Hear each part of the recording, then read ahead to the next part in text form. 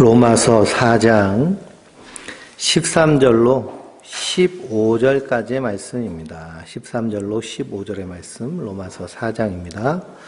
아브라함이나 그 후손에게 세상의 상속제가 되리라고 하신 언약은 율법으로 말미암는 것이 아니요 오직 믿음의 의로 말미암는 것이니라. 만일 율법에 속한 자들이 상속자이면 믿음은 헛것이 되고 약속은 폐기되느니라. 율법의 진노를 이루게 하나니 율법이 없는 곳에는 범법도 없느니라. 아멘. 할렐루야. 하나님께서 신은혜와 평강이 늘 충만하시기를 주님의 이름으로 축원드립니다. 우리가 로마서 말씀을 함께 나누고 있습니다. 2장부터 4장까지 우리 인간은 하나님의 진노 아래에 있습니다. 하나님을 알만한 것들을 사람들에게 주셨음에도 불구하고 하나님을 인정하지 않고 하나님 주인됨을 인정하지 않고 자기가 주인 노릇하려고 하는 인생, 그 인생이 하나님의 진노 아래에 있죠. 그래서 그 하나님의 진노 아래서 유대인이든지 헬라인이든지 다 하나님의 심판이 되고 있는 것이 인생의 모습입니다. 그런데 하나님의 의가 우리에게 나타났죠. 그 의가 바로 예수 그리스도십니다. 그래서 예수님이 우리의 죄를 대신 지시고 십자가에 달려 죽으심으로 우리의 죄값을 다 치르시고 속량하신 하나님과 우리 사이에 희생 제물이 되셨습니다. 그래서 그 예수를 믿는 자마다 멸망치 않고 영생을 얻게 되는 하나님의 자녀가 되는 은혜에 이르게 된 줄 믿습니다. 그런데 유대인들은 무엇을 자랑해요? 율법을 자랑하고 그리고 자기가 아브라함의 자손인 것을 자랑하고 할례를 자랑합니다. 그래서 이런 육체의 증거가 자기가 하나님의 택한 백성이다라고 얘기하고 있지만, 그런데 성경은 아브라함이 행함으로 말미암아 할례를 행하고 율법을 지킴으로 의롭다 여김을 받은 것이 아니라 무엇으로 말미암아? 믿음으로 말미암아 의롭다 여김을 받았다. 이 사실을 사도 바울이 로마서에서 유대인들에게 밝히 말하고 있는 겁니다. 그래서 믿음으로 말미암아 받은 그 칭의, 그것을 이신칭의라고 하거든요. 이신칭의. 그러니까 우리가 예수님을 믿으니까 하나님 그것을 옳다고 인정하여 주신 거예요. 우리가 예수를 믿는다라고 할 때 그 예수님의 전 인격적인 사역과 예수님의 모든 이 땅에서 하신 일들을 우리가 믿는 겁니다. 그러니까 예수님의 기도를 믿고요. 예수님의 십자가에서의 나의 대속의 그 십자가의 은혜와 그 부활의 영광을 믿는 것이 성도의 믿음인 줄 믿습니다. 그래서 이 유대인들이 할례를 자랑하죠. 그 할례의 원뜻은 무엇이냐? 바로 인간의 혈통, 육정, 뜻으로 만들어진 것이 아니라 하나님의 백성들은 하나님의 뜻에 따라 난 자이라는 것을 상징하는 것이 할례의 뜻입니다. 그래서 아브라함이 창세기 읽어보면 할례를 받고 나서 누구를 낳게 될까요? 이삭을 낳게 됩니다. 그러고 나서 아브라함이 깨달은 것이 무엇이냐면 내 실력으로 하나님이 주신 약속의 자녀를 낳은 것이 아닌 것을 깨달은 거예요. 누구의 은혜로? 하나님의 은혜로 되어진 것을 알게 된 겁니다. 그래서 할례의 원뜻은 인간의 혈통, 육정의 뜻으로 만들어내지 못한다라는 것을 의미합니다. 그래서 우리가 지난주에 빌립보서 3장 1절에서 3절을 읽으면서 말씀을 마쳤는데요. 그 말씀에 뭐라고 하느냐? 개들을 삼가고 행악자들을 삼가고 육체를 상해하는 일을 삼가라 라고 하고 있습니다. 개들, 행악하는 자들은 어떤 사람들이에요? 자기의 그런 행함으로 하나님 앞에 나아가려고 하는 사람들을 사도 바울은 개들, 행악자들이라고 빌립보서에 말씀하고 있습니다. 우리는 은혜로 된 자들이죠. 우리의 행함으로 된 자들이 아니라는 거예요. 그래서 그러면서 사도 바울은 하나님의 성령으로 봉사하고 그리스도 예수로 자랑하고 육체를 신뢰하지 아니하는 우리가 어떤 사람이냐면 진정으로 심령의 할례 받은 자다, 할례파다라고 선언을 합니다. 그러니 하나님의 성령으로 봉사하고, 그리고 누구를 자랑하는? 예수님만 자랑하는, 구원받은 성도의 입에서 나올 자랑은요, 예수님밖에 없어요. 왜 그럴까요? 우리가 그 은혜로 말미암아 구원받았기 때문입니다. 그래서 오늘 말씀에 13절 말씀에 아브라함이나 그 후손에게 세상의 상속자가 되리라고 하신 언약은 율법으로 말미암는 것이 아니요 오직 믿음의 의로 말미암는 것이니라 라고 말하고 있습니다. 그러니 아브라함과 그 후손, 유대인들은요 자기들이 아브라함의 자손인 줄 알고 그것을 자랑스럽게 여겼는데, 그런데 그러면서 뭘 자랑해요? 율법을 자랑하고 할례를 자랑하고 행함을 자랑합니다. 그런데 예수님께서 세례 요한이 세례받으러 오는 바리새인들과 그리고 서기관들을 향해서 뭐라고 비난하였느냐? 너희가 아브라함의 자손이라고 큰 소리치지 마라. 저 돌들로도 어떻게 하실 수 있다는 거예요? 하나님은 아브라함 자손 삼으실 수 있는 분이 하나님이시다 라고 이렇게 그들을 책망합니다. 그러니 아브라함의 후손은 율법을 자랑하는 자들이 아니라 무엇을 자랑해요? 믿음으로 말미암아 예수님을 자랑하는 사람들이 진정한 아브라함의 자손입니다. 그러니 혈통으로 난 그 유대인들이 아브라함의 자손이 아니라 믿음으로 예수 믿고 구원받은 성도가 우리의 믿음의 조상, 그 아브라함의 믿음을 따라 예수를 믿는 성도들이라는 사실을 우리가 잊지 마시기 바랍니다. 그래서 우리는 믿음으로 말미암아 구원받은 아브라함의 자손인 거예요, 영적으로. 그래서 14절 말씀에 만일 율법에 속한 자들이 상속자이면 믿음은 헛것이 되고 약속은 파기된다라고 그랬습니다. 그런데 율법을 행함으로 우리가 구원받은 것이 아니라 예수를 믿음으로 말미암아 구원받은 것이죠. 그래서 율법은 어떤 역할을 하고 있어요? 15절 말씀에 율법은 진노를 이루게 하나니 율법이 없는 곳에는 범법도 없느니라 라고 그랬습니다. 그래서 율법의 기능, 우리가 3장 20절부터 나오는데요. 첫째는 입을 막죠. 내가 죄인인 것을 깨닫게 함으로 입을 막습니다. 그리고 둘째는 하나님의 심판의 기능이 있고요. 그리고 셋째는 죄를 깨닫게 합니다. 20절 말씀을 읽어볼까요? 3장 20절. 그러므로 율법의 행위로 그의 앞에 의롭다 하심을 얻을 육체가 없나니 율법으로는 죄를 깨달음이니라. 그랬습니다. 그래서 하나님께서 이스라엘 백성들에게 10계명을 주시죠. 첫 계명이 뭐예요? 나 외에 다른 신을 내게 두지 말지니라. 이렇게 율법이 주어졌다는 것은, 그것은 하나님 외에 다른 신이 있다는 거예요? 없다는 거예요? 있다는 거예요. 그러니까 이런 율법이 주어졌다는 것은, 야, 너 잘 봐. 내가 나만 유일한 하나님인데 네 안에 다른 신이 있어 라고 말씀하시는 거예요. 죄를 깨달으라고. 그래서 나 외에 다른 신을 내게 잊지 말지니라 라고 하는 말씀 가운데서 살펴보니까 하나님 말고 다른 신이 있어요. 그게 누구예요? 내가 하나님 노릇하고 있는 거예요. 내가 하나님 노릇하고 있는 것. 그러니까 내가 하나님 앞에 뭐가 돼요? 죄인인 걸 깨닫게 되죠. 우상을 만듭니다. 우상 숭배를 하는데요. 우상 숭배는 너를 위하여 라고 말씀하고 있습니다. 그러니까 우리는 하나님이 주인이시니 하나님을 위하여 사는 자들인데 누굴 위해 살아요? 나를 위해 살죠. 나를 위해 하는 모든 것들이 하나님 보시기엔 뭐가 돼요? 우상 숭배가 되는 겁니다. 그래서 탐심이 우상 숭배니라 라고 말하잖아요. 내가 뭔가 하고 싶어하는 욕심들, 이런 것들이 하나님 앞에 우상 숭배가 되는 거예요. 율법은 이런 기능이 있습니다. 그러니까 율법 앞에 서면 우리는 다 하나님 앞에 어떤 존재인 것을 깨닫게 돼요?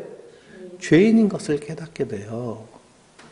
그런데 죄인인 인간은 이 율법을 다 지킬 수 있다고 큰 소리를 치죠. 그런데 율법의 615가지 중에 한 가지라도 어기면 어떻게 돼요? 다 어기는 것이 됩니다. 그런데 예수님은 산상수훈의 말씀에서 율법을 더 어떻게 하셨어요? 강화시키셨잖아요.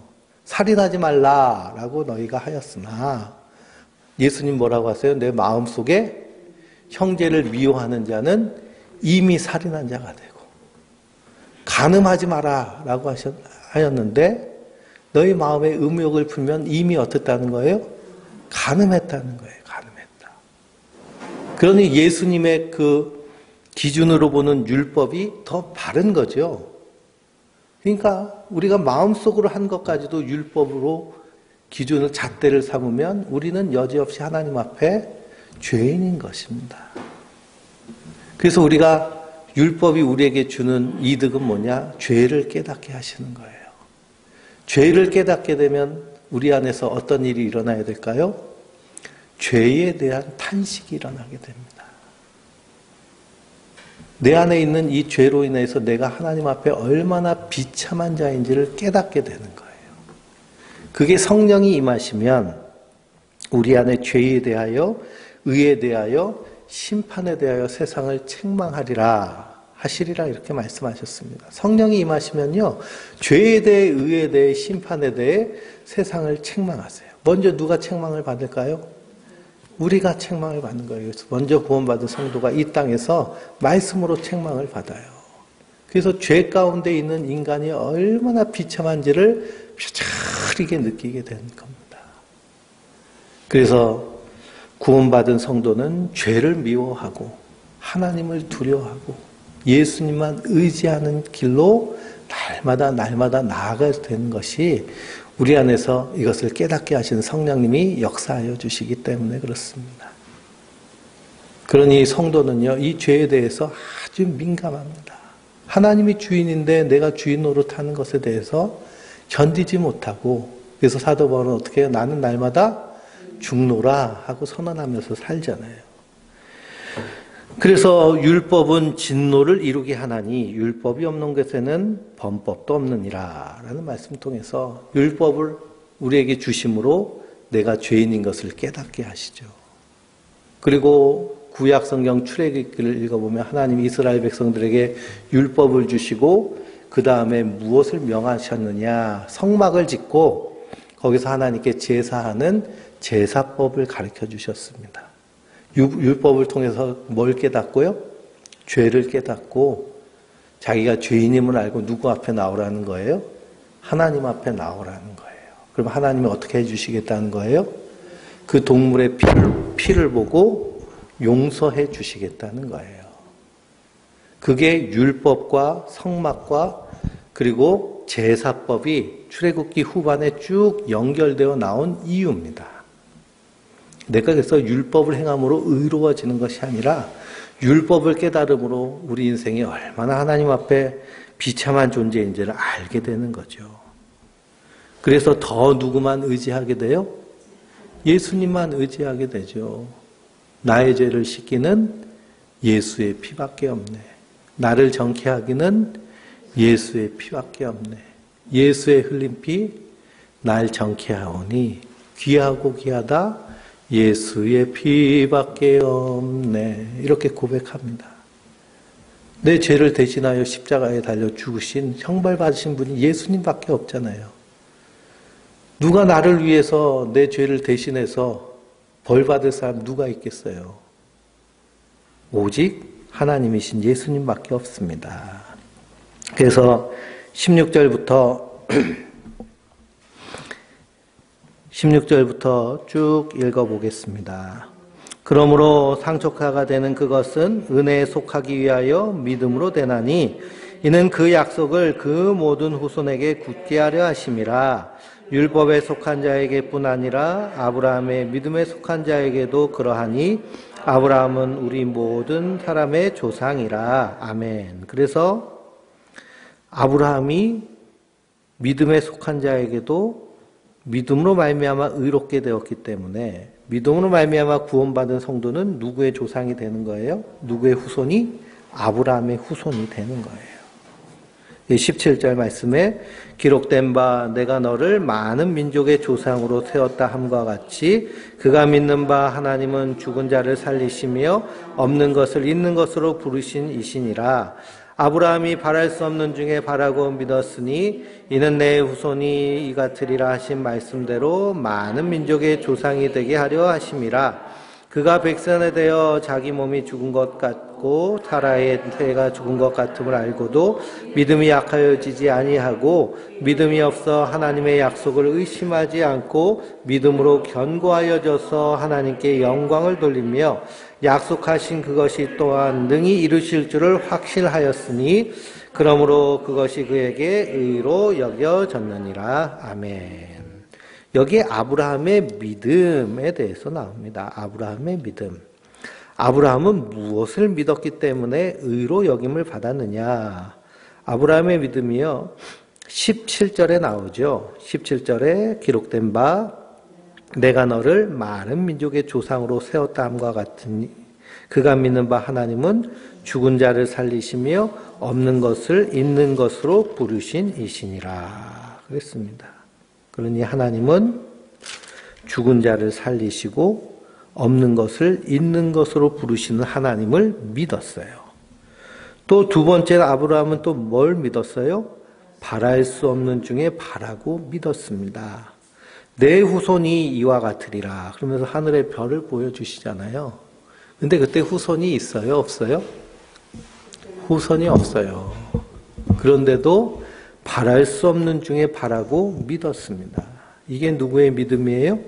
아브라함의 믿음이에요. 19절 말씀에 자기 몸이 죽은 것 같고 사라의 태가 죽은 것 같음을 알고도 믿음이 약하여지지 않았어요. 그리고 또 20절 말씀에 하나님의 약속을 의심하지 않고 믿음으로 견고하여져서 하나님께 영광을 돌렸어요. 그리고 21절에 능히 이루실 줄을 확신했어요. 그러니까 믿음이 점점 더 성장하죠. 믿음이 더 점점 성장합니다. 믿음이 그렇게 성장할 수 있는 이유는 뭘까요?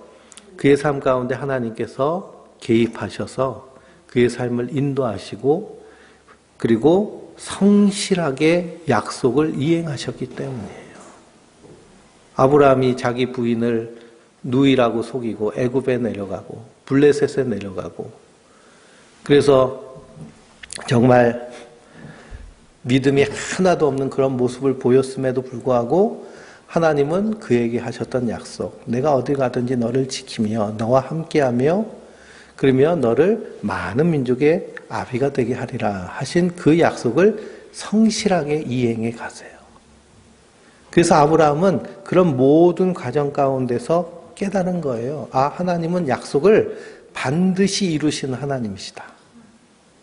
그러니 바랄 수 없는 중에 바라고 그리고 죽은 자를 살리시며 없는 것을 있는 것 같이 부르시는 이심을 믿고 그런 믿음이 결국에는 백세에 나온 이삭을 모리아 제단의 번제로 바쳐라 하는 말씀 가운데도 믿음이 흔들리지 않고 어떻게 했어요? 다시 살리실 것을 믿고 그렇게 행하는 겁니다. 그래서 그가 행함으로 구원을 받은 것이 아니라 의롭다함을 받은 것이 아니라 무엇으로? 믿음으로 말미암아 의롭다 하심을 받은 거예요.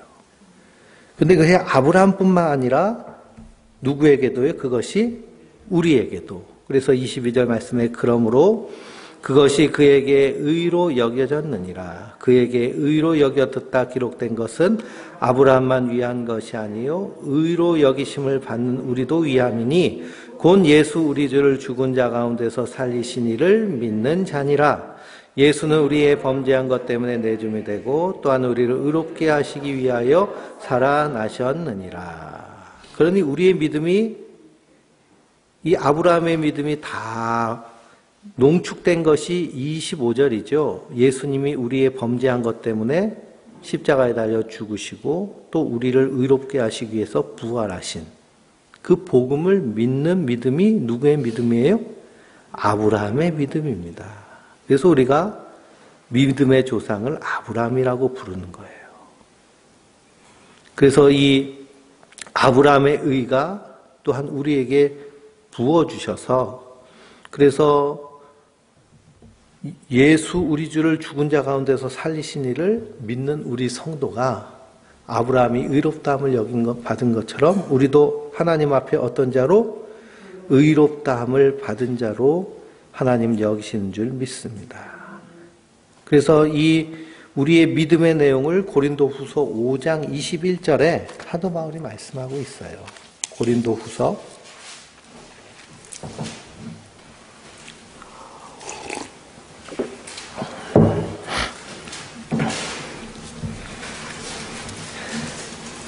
5장 21절입니다. 하나님이 죄를 알지도 못하신 이를 우리를 대신하여 죄로 삼으신 것은 우리로 하여금 그 안에서 하나님의 의가 되게 하려 하심이라. 그러니 예수님이 십자가에 달려 죽으심으로 우린 하나님 앞에 어떤 자가 됐어요? 의로운 자가 됐어요. 그래서 하나님 우리를 의롭게 여기시는 거예요. 죄 없다 하시는 거예요. 예수님이 다 우리의 죄를 담당하셨기 때문에. 그리고 우리는 그 하나님의 의로 여기심 안에서 우리는 어떤 자가 되느냐? 용서받은 죄인이 된 거예요. 그래서 하나님의 은혜가 크고 크기 때문에 그 은혜를 찬양하며 감사하며 그 은혜로 사는 자들이죠. 이렇게 하나님의 덮어주심, 그 은혜를 받았기 때문에 우리도 이 땅에서 어떤 자로 사는 거예요? 용서하며 사랑하는 자로 사는 줄 믿습니다. 내가 예수를 믿는다 하면서 용서하지 못하고 용납하지 못하고 혐오하고 미워하고 하는 모든 것들은 다 어떻게 해야 될까요? 십자가에 못 박아 죽여야 됩니다. 날마다 죽고 예수로 사는. 근데 내가 이렇게 그리스도 안에서 하나님의 사랑을 받은 자인데도 자꾸만 이런 옛사람에 썩어져가는 그런 성품이 나오는 것은 아직 우리가 어디 살고 있기 때문에 그래요? 이 세상에 살고 있기 때문에 연약하기 때문에 그렇습니다. 그래서 나는 날마다 죽고 누구를 더 의지하고 예수님을 의지하고 예수님만 바라봐야 될 줄 믿습니다. 그래서 1장부터 4장까지는 바로 이 신층이 믿음으로 말미암아 의롭게 하심을 받음에 대해서 사도 바울이 쭉 설명하고 있습니다. 그러면서 5장 1절에 같이 읽어볼까요? 그러므로 우리가 믿음으로 의롭다 하심을 받았으니 우리 주 예수 그리스도로 말미암아 하나님과 화평을 누리자. 아멘. 그러므로 그러니까 이 신칭이 믿음으로 의롭다 하심을 받았으니 우리 주 예수 그리스도로 말미암아 하나님과 무엇을 누려요? 화평을 누립니다. 우리가 예수 믿고 구원받았으면 이제는 구원받은 거듭난 성도가 됐잖아요. 그 다음에 우리가 해야 될 게 뭘까요? 해야 될 건요, 누리는 거예요. 누리는 걸 해야 되는데 우리 신앙생활에서 잘못된 그런 한국교회 신앙의 풍토는 뭐냐 하면 누리기 전에 뭔가를 자꾸 의무를 얘기해요. 그래서 주일성수, 헌금생활, 봉사생활 뭐 이런 것들 의무를 계속 얘기해요. 근데 생각해 보세요. 갓난아이가 태어났어요. 갓난아이가 태어났는데 그래 너는 이 세상에 태어났으니 이제 부모에게 효도하고 나라를 위해서 충성하고 세금 내고 그리고 백성으로서의 대한민국 시민으로서의 의무를 다해라 라고 이렇게 얘기하나요? 안 그러죠. 어떻게 해요? 사랑하고 보호하고 그리고 잘 양육합니다. 국가도 마찬가지예요. 요즘은 시대가 좋아져 가지고요. 부부가 결혼해 가지고 아이를 낳으면은요. 아기 낳았다고 국가에서 축가금을 줘요. 그리고 이제 예방접종을 해야 되잖아요. 보건소 가면 어떻게 돼요? 수첩 만들어져 가지고요. 이 예방접종도 참 무료로 다 해줘요. 그리고 또 아이들은요, 병원에 입원하면 의료보험으로요, 거의 병원비 안 내요. 다 해줘요. 또 그러다 좀 커가지고 어린이집 가면 어떻게 해요? 국가에서 그 사람 소득의 기준으로 해가지고 많이 버는 사람은 많이 내게 하고 조금 버는 사람은 국가에서 많이 지원을 해서 아기가 어린이집에서 공부하고 교육받고 그리고 거기서 급식도 먹고 하는데 아무 지장 없이 해요. 그러다 초등학교 들어가면 어떻게 돼요? 초등학교 들어가면은 초등학교 공짜로 공부하고 우리 성도님들 초등학교 다닐 때는 다 육성예비니 뭐 냈잖아요. 그렇죠? 예? 그런데 요즘은 그런 거 하나도 없어요. 오히려 그 준비물 같은 것도요. 다 나라에서 대줘요. 그러니까 준비물 뭐 준비할 필요도 없어요. 옛날에 미술 시간에 준비물 크레파스, 색연필, 뭐 스케치북, 뭐 물감, 물통 안 가져오면 선생님한테 두들겨 맞고 그랬잖아요. 가난한 애들은 그걸 어디서 가져와요? 그러니까 딴 반에 친구한테 빌리거나 언니한테 빌리고 막 대물려 쓰고 요즘은요 그냥 나라에서 다 줘요. 그냥 몸만 오면 돼요. 그리고 밥도 어떻게 줘요? 따뜻한 밥 그냥 다 먹여줍니다. 급식도 얼마나 잘 나오는지. 옛날에는 그냥 그 추운 겨울에 스텐 도시락에다가 그냥 계란 하나 엎어가지고 닭강정이랑 같이 밥 먹고 그냥 난로 위에 얹어놓고 그러잖아요. 근데 요즘은 나라에서 다 해줘요. 언제까지요? 고등학교 때까지. 대학교 가도 부모의 소득에 따라서 그 국가장학금이라고 해가지고요. 하고 싶으면 공부할 수 있게 다 해줘요. 그러니까 대한민국 참 좋은 나라죠. 그렇죠?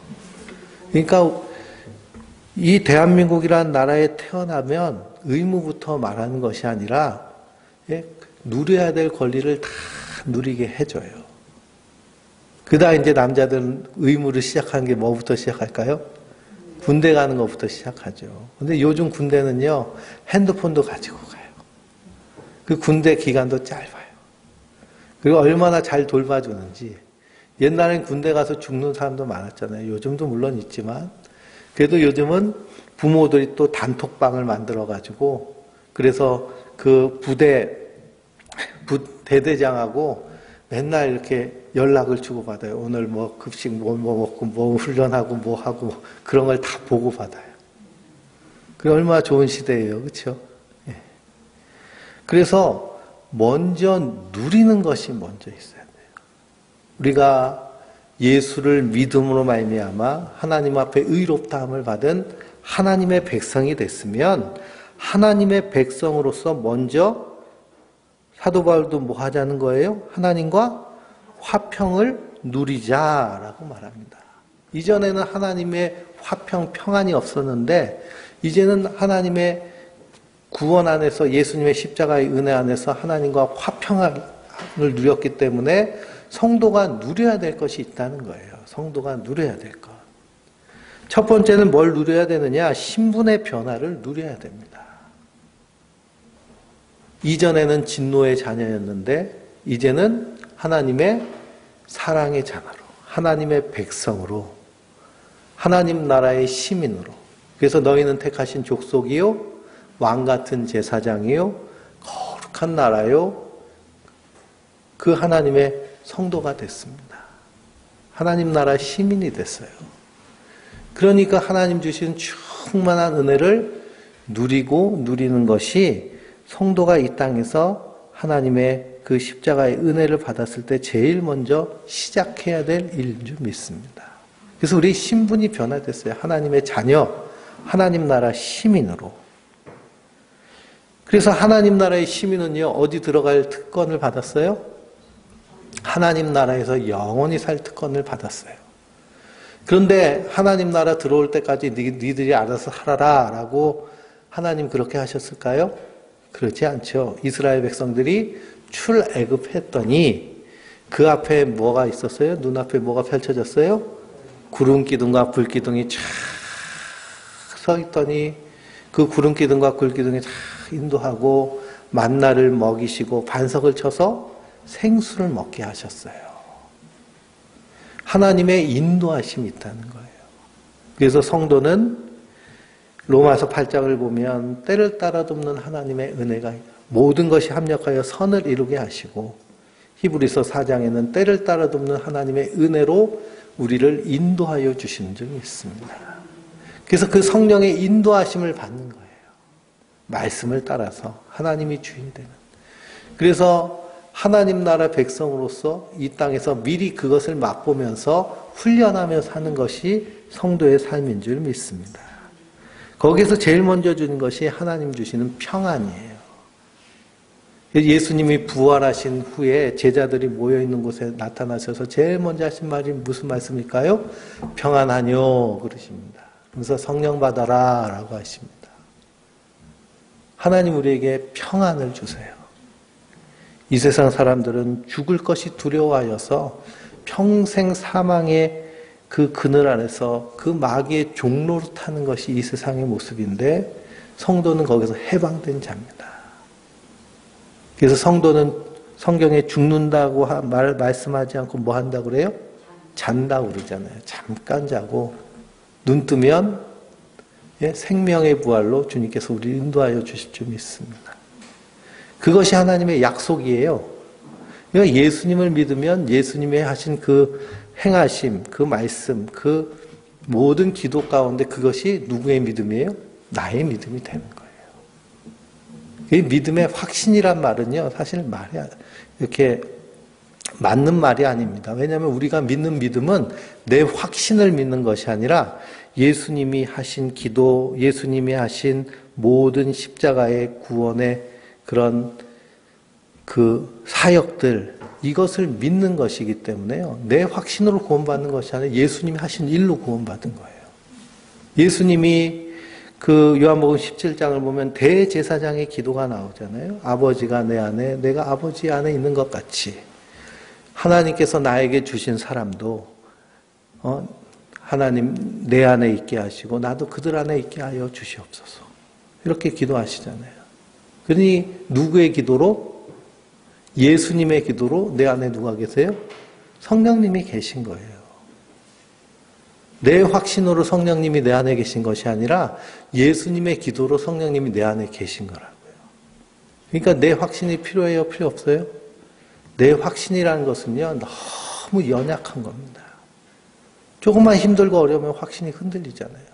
그래서 내 확신을 붙잡는 것이 아니라 예수님이 하신 그 사역을 붙잡는 거예요. 말씀을 붙잡고. 그래서 아브라함의 믿음이 바로 그 믿음이 우리의 믿음이 될 때 믿음으로 의롭다 하심을 받았으니 우리가 하나님 안에서 누리는 자가 됩니다. 그래서 우리의 신분을 누리고 그리고 우리가 이 땅에서 풍성하게 누려야 될 것이 무엇이냐?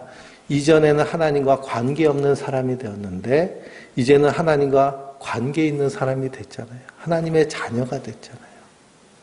그러니 이 땅에서 우리가 해야 될 것은 무엇이냐? 우리가 영원히 하나님 나라에서 하나님과 함께 살 것인데 그러려면 누구를 알아야 돼요? 하나님을 알아야죠. 그래서 호세아 선지자는 뭐라 그래요? 하나님을 알자. 우리가 힘써 하나님을 알자. 하나님은 어떤 분이시냐는 거예요. 아침에 여명이 이는 것처럼 날마다 우리를 찾아오시는 분이시고 이른 비와 늦은 비를 주시는 것처럼 그렇게 때마다 우리에게 찾아오시는 분이 하나님이시니 그 하나님을 알자라고 호세아 선지자가 말하고 있거든요. 그래서 우리가 신앙생활에서 누리는 것은 뭐냐? 하나님을 알아가는 거예요. 어떤 하나님으로 알아갈까요? 사도 바울은요, 하나님에 대해서 얘기할 때 주 예수 그리스도의 아버지 하나님께서라고 꼭 이렇게 설명을 합니다. 베드로 사도도 예수 그리스도의 아버지 하나님이라고 말씀하세요. 그러니 우리가 하나님을 어떤 하나님을 알아가느냐? 사랑의 하나님으로. 나를 사랑하시기를 너의 하나님 여호와가 너희 가운데 계시니 그는 구원을 베푸실 전능자시라. 그가 너로 인하여 기쁨을 이기지 못하시고 너를 잠잠히 사랑하시고 즐거이 부르며 기뻐하시는도다. 그 하나님이 나를 즐거이 부르고 기뻐하시는 그 하나님의 사랑을 우리가 이 땅에서 풍성히 누리면서 하나님을 알죠. 알아가는 것, 이것이 우리가 하나님을 누리는 겁니다.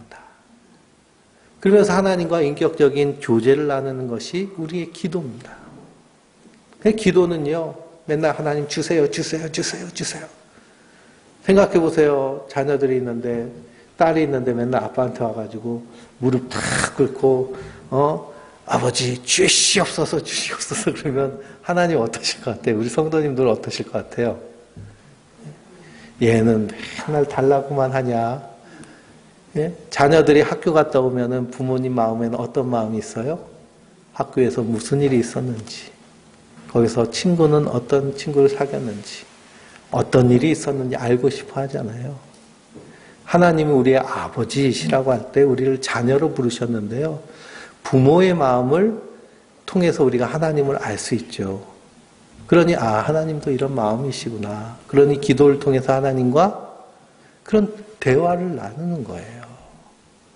단순히 그냥 기도라고 하니까 빌고 비는 게 기도가 아니라 우리의 삶 가운데 모든 내용을 가지고 하나님과 대화하며 사는 것이 우리가 기도를 누리는 삶인 줄 믿습니다. 그래서 이렇게 누리는 거예요. 그 다음에 그 하나님 누리는 가운데서 하나님의 사랑의 길이와 높이와 너비가 어떠한지를 풍성하고 충만하게 깨달아 알아서 그 사랑이 내 안에서 흘러 넘치면 그 안에서 뭐도 나오고요. 그 안에서 섬기는 일도 나오고 그 안에서 봉사하는 일도 나오고 그 안에서 사랑하는 일도 나오고 그 안에서 전도하는 일도 나오고 그러죠. 그 사랑을 누리지도 못한 상태에서 주님이 너 이것도 해라 저것도 해라 절대 그러신 분이 아니십니다. 먼저 주님 안에서 누리는 거예요. 풍성하게.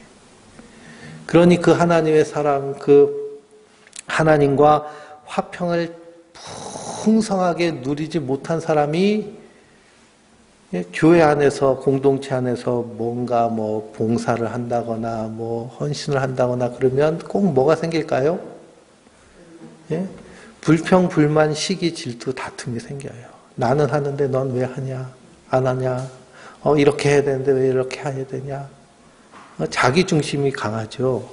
그런데 그 하나님의 사랑을 누리고 누려가지고 그래서 넘쳐 흐르는 가운데서 하게 되면 그 안에 뭐가 나올까요?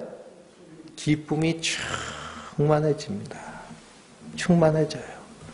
그래서 5장 11절 한번 읽어보실까요? 5장 11절. 그뿐 아니라 이제 우리로 화목하게 하신 우리 주 예수 그리스도로 말미암아 하나님 안에서 또한 즐거워하느니라. 그랬습니다. 즐거워하느니라. 그러니 주의 일을 하면서 가장 먼저 나와야 될 것이 뭘까요? 예, 즐거움이에요. 희락. 오직 성령의 열매는 사랑과 희락과 화평과 인내와 자비와 양성과 충성과 온유와 절제니 이게 따로따로 하나씩 찔끔찔끔 나오는 것이 아니라 이 9가지가 어우러져 가지고 풍성하게 나오는 것이 바로 하나님의 사랑에 충만하게 누렸을 때 우리에게 나오는 성도의 그런 모습이고 열매인 줄 믿습니다.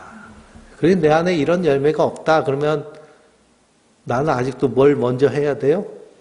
누리는 걸 먼저 해야 돼요. 누리는 거. 누리는 걸 먼저 해야 돼요. 하나님의 사랑, 하나님의 은혜. 말씀 가운데서도 하나님의 사랑을 찾고 그래서 세상 사람들이 말하는 그런 나의 가치. 우리가 자아가 형성될 때요. 그 자아 형성에서 가장 큰 역할을 하는 것이 부모의 역할입니다. 근데 우리 성도님들은 그 어렸을 때 성장하면서 부모님이 칭찬하고 사랑한다. 너는 참 귀한 아이야. 사랑한다. 내가 너를 참 기뻐해. 이런 그 축복과 격려와 사랑을 받으면서 자라신 분 계신가요? 없죠, 그렇죠? 네. 부모님 세대들이 전쟁을 경험해 가지고요. 마음 상태가 전쟁터예요. 전쟁터 같은 마음에서 나오는 말들이요. 축복의 말이 절대 나올 수가 없습니다. 다 가난하고 힘든 시절에 그러니까 그 교육을 받지 않으면요. 요즘 부모들도 아이를 키우면서 제일 먼저 아이가 이제 그 걸음마하면서 뭐 이렇게 이것저것 뒤지잖아요. 그러면 뭐부터 가르칠까요? 안 돼부터 가르쳐요. 안 돼. 떼치. 안 돼. 떼치. 그게 자상이 되는 거예요. 안 돼. 그러면서 나는 안 돼. 그게 그 자아상의 모습이에요.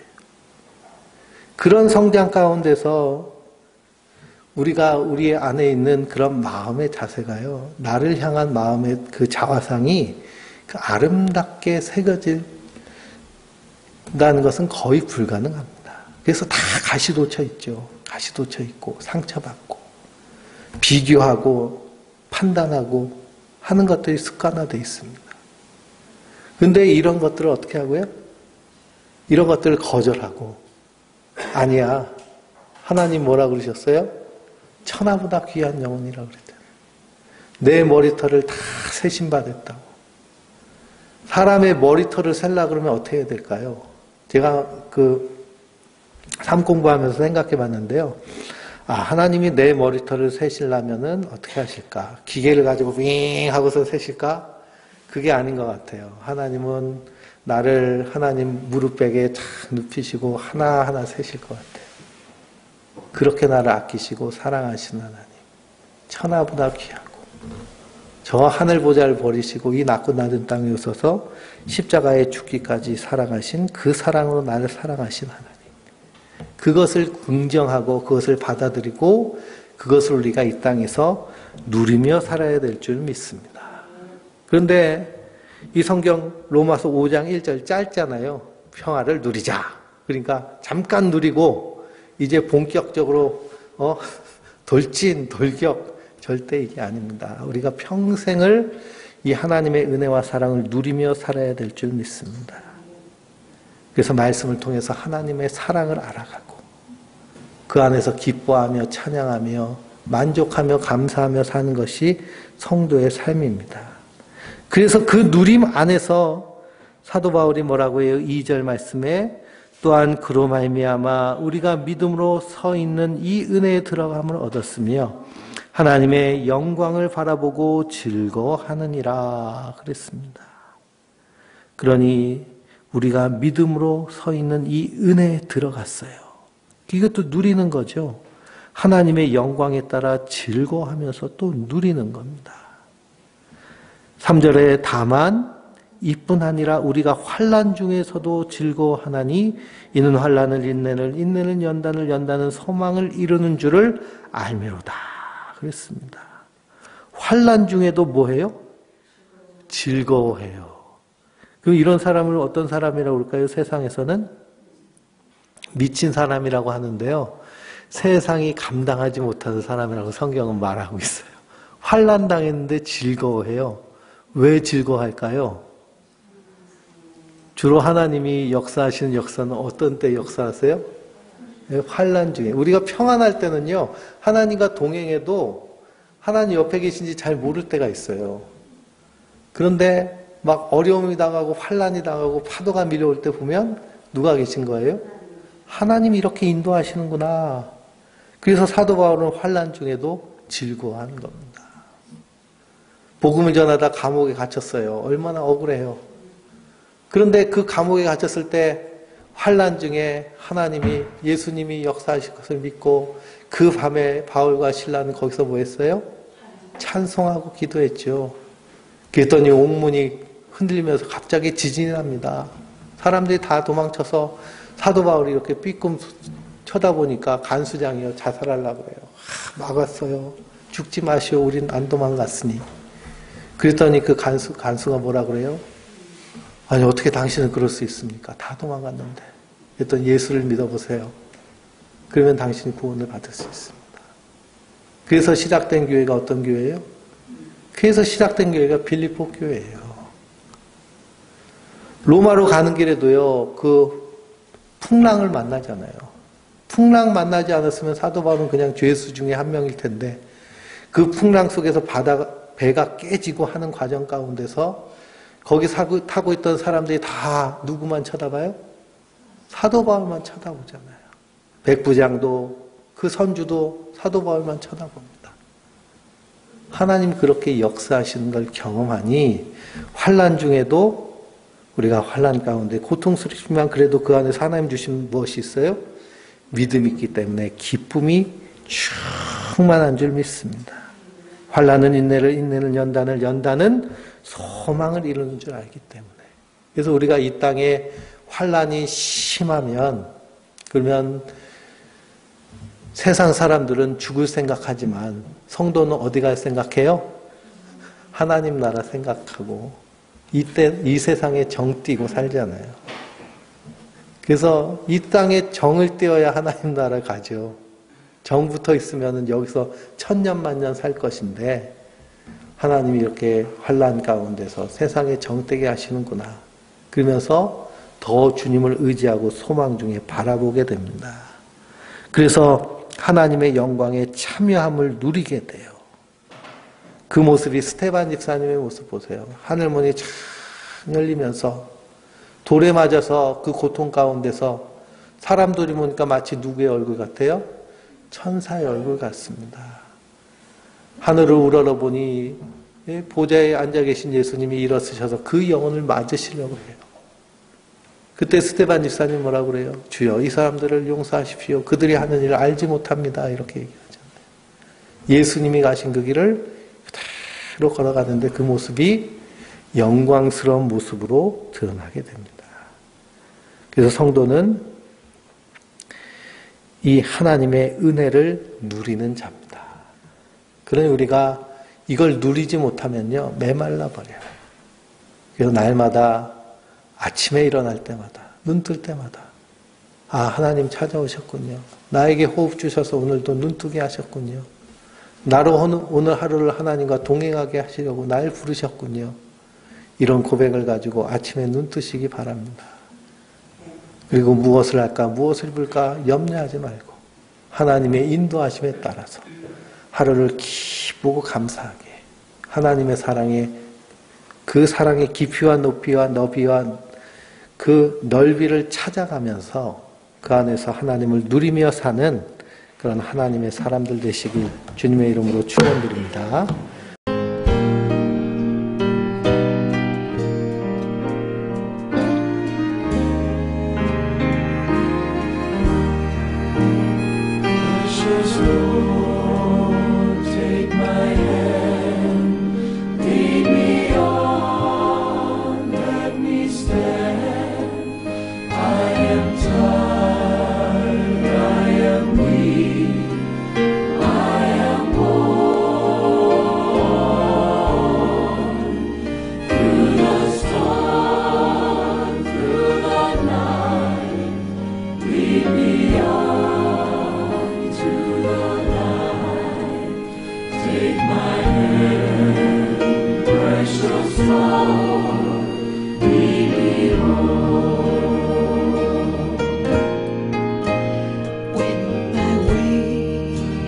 Rose dream, precious Lord, linger near when my life is almost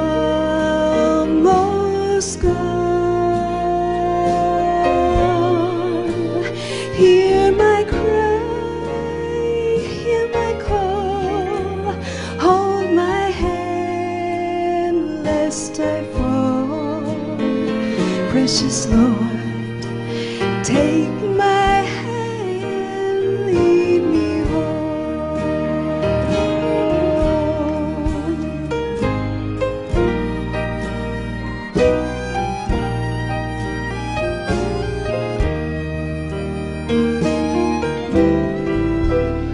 When the shadows appear